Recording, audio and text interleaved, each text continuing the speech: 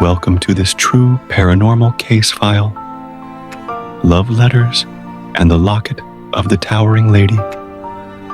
A place where time lingers, where forgotten words still breathe, and where love refuses to fade into silence.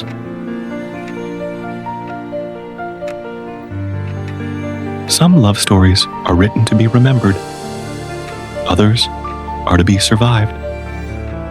Some love stories whisper through generations, leaving echoes in forgotten corners of old houses, in the faint scent of paper and ink. Tonight, we unlock one such story, a suitcase, long sealed by dust and time, found hidden in the attic of a house that has watched decades pass silently.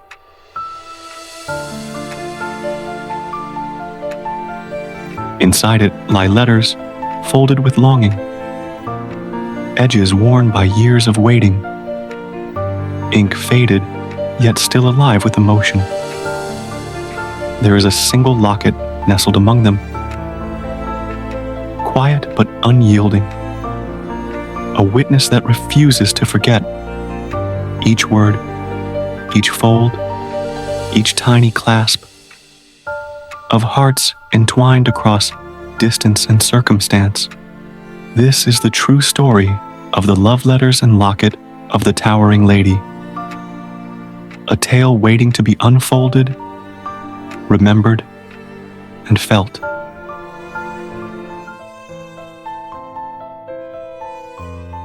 In the crisp, amber days of fall, 1971, during an estate cleanout of a long-abandoned Victorian house in Warsaw, New York, workers sifted through decades of forgotten belongings, dusty furniture, tattered curtains, and boxes that had not been touched in years. In the shadowed corner of the attic, beneath a layer of cobwebs and decaying floorboards, they discovered a brass-trimmed suitcase, its surface dulled by time, yet strangely intact. Inside, a trove of memory awaited, dozens of love letters, their pages yellowed and curling, ink blurred in places where tears had once fallen. Each letter, carefully folded, spanned the years 1922 to 1927, a secret correspondence of longing, devotion, and heartbreak. Among them rested an oval locket, gold-plated but worn, its tiny clasp still holding the weight of decades. Opening it revealed two fading portraits. A young architect, eyes full of hope and ambition, and his distant lover, Margarett, whose gaze seemed to carry the silent ache of absence. But the locket remembers more than faces. It holds whispers of stolen moments, echoes of laughter, tremors of sorrow, and the quiet persistence of a love that refused to be forgotten, even as the world around it fell to dust. The locket speaks. I am the small weight at the heart of memory. Before dust stitched itself to my hinge, I rested warm against flesh, nestled close to a heartbeat that spoke of hope and longing. I learned the rhythm of his heart, how love and fear could dance together in a single pulse. Now I lie face down on paper, softened by years, letters folded and unfolded until their edges grew weary. The suitcase carries the scent of lavender and time, a fragrance that once clung to someone, perhaps to me.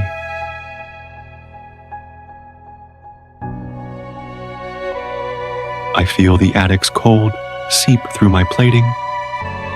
I feel time drift past like storms through hollow bones.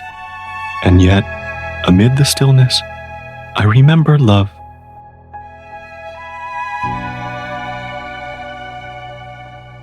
Not perfect, not always gentle, but alive. I almost forget what it feels like to be held, to be cherished, to be needed.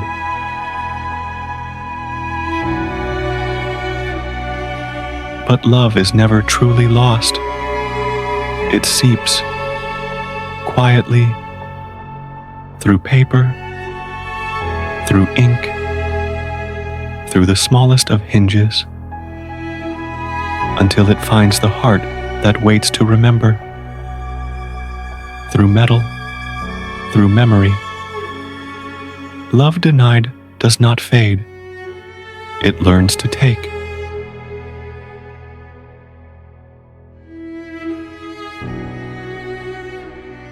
When the suitcase was opened, and strangers touched what had once been sacred, to Margarett, she woke. Margarett's longing spilled outward, no longer willing to linger quietly in memory.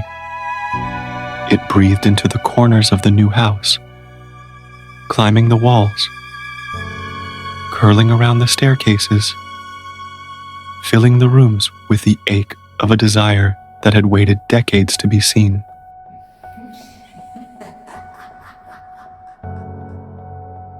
With every breath she borrowed from the air of the living, she grew taller, more present, more insistent. Desire sculpted her frame. Regret draped her shoulders like silk.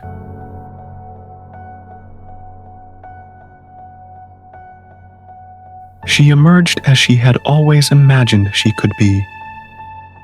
Long-limbed, pale as moonlight, her hair cascading like shadows, draped in a sheer dress that promised nothing, yet suggested everything.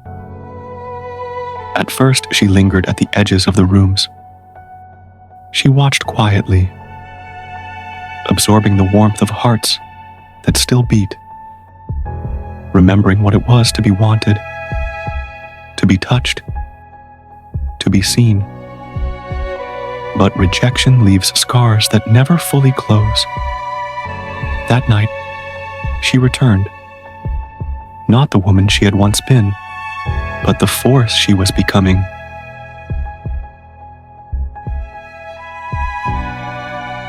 She no longer sought flesh to feed her.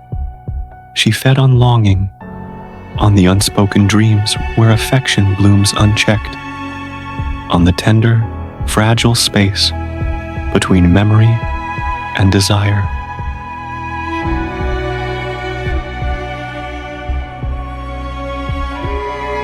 Each moment she fed, she became more distinct, more defined. What had once begged now beckoned. Come be with me. What had once loved now hunted. Her presence was a whisper of silk on skin, a shadow that lingered just at the edge of vision, a longing that made hearts tremble before they dared to speak. And in her gaze, the ache of decades past, and the hunger of centuries converged. A love that could not be tamed, a desire that could not be denied. The medium sensed it before she even spoke.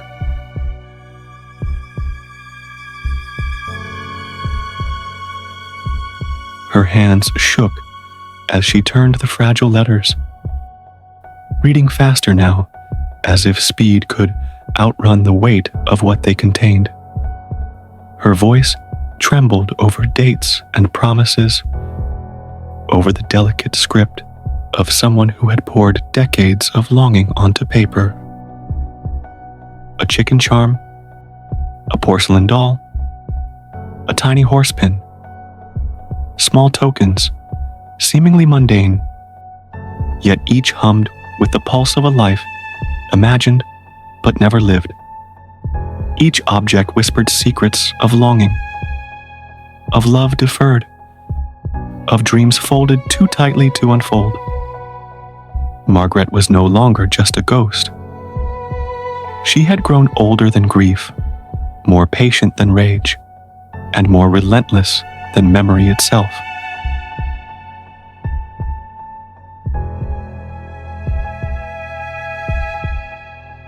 She drifted through rooms where couples slept, her presence brushing the edge of intimacy, lingering where hearts cracked open in secret, feeding softly on unspoken desire. Where she passed, she left traces, confusion, yearning, exhaustion. The air seemed to hold its breath in her wake, and the living did not always know why their hearts throbbed with ache.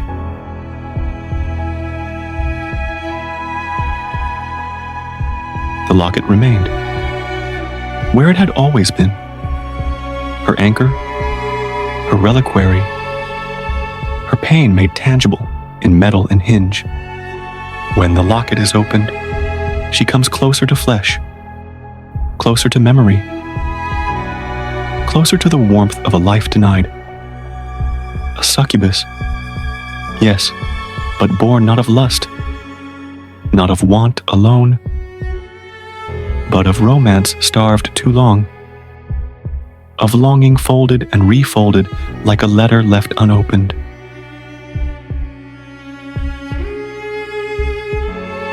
She is the ache in the spaces between people, the pull in hearts that still remember what it feels like to be wanted, to be cherished, to be loved.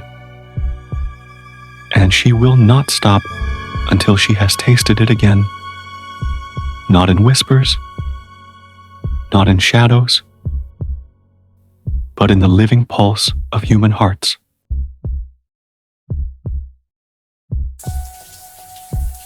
Steam filled the room, curling along the tiles and settling on mirrors like whispered secrets. Warmth rose, thick and heavy, wrapping itself around every corner, every shadow. And Margarett came, tall as longing itself. Her presence stretched the space, bending the air with desire and memory. Mist and memory braided together, swirling around her as though the past itself had chosen this moment to breathe again. For one heartbeat, she stood, still, luminous, suspended between worlds, remembering how it felt to be wanted, to be sought, to be held. But when that wanting turned sharp, edged with fear, she dissolved into the haze, leaving only the trace of her absence behind. Come be with me.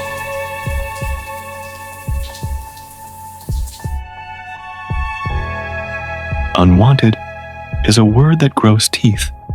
It gnaws at the marrow, whispers in the quiet, waits for hearts to falter. That night, the bed remembered. Old maps of touch pressed into sheets. Dreams stirred beneath skin that had not forgotten. Borrowed warmth lingered in the folds of blankets. Ghostly fingers traced memories across the surface of flesh. Tender and insistent. A choreography of longing that refused to fade. Margarett had loved across distance. Letters and whispers stretched across miles, until the distance taught her how to hunger. Love starved too long does not fade quietly. It grows teeth, and in the dark, it learns how to hunt, how to weave through steam, through dreams, through the fragile human ache that still remembers what it means to be desired. I loved you through paper and time, through ink that trembled in shadowed rhyme. I waited in margins, in moonlight's glow, where promises faded too soft, too slow. Your name whispered quiet on each page. Your breath lingered beyond its age. I starved on tomorrows that never came, while longing burned steady, a quiet flame. If love is a door left open, unbound, I stood in the space where silence is found. Not angel, not demon, just aching, just true, a woman who longed only to see you. So, if you feel hands in the hush of the night, or warmth where no one should hold you tight, remember this truth, simple and deep. Some hearts never stop loving, they only learn how to keep.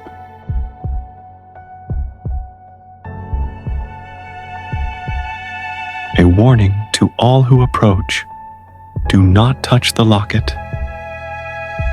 Do not read the letters aloud. And men, especially, should never remain alone near it at night. Margarett's haunted locket is more than a relic. It is heartbreak made tangible. The letters were written. The locket was closed. The suitcase carried away. But nothing was finished. Not the longing, not the waiting, not Margarett. She remains in the pause between heartbeats, in the warmth left behind after someone turns away, in the silent question every object asks when it has been loved too deeply to forget. If you feel her presence, if the air feels heavier where you stand, remember, this case does not seek belief. It only seeks remembrance. Thank you for bearing witness to the love letters and the locket of the towering lady. If this story followed you into the dark, please like, share, and subscribe. Your attention keeps the record alive. Until the next file is opened, guard your memories carefully. Some of them are still hungry. The case remains open. Good night.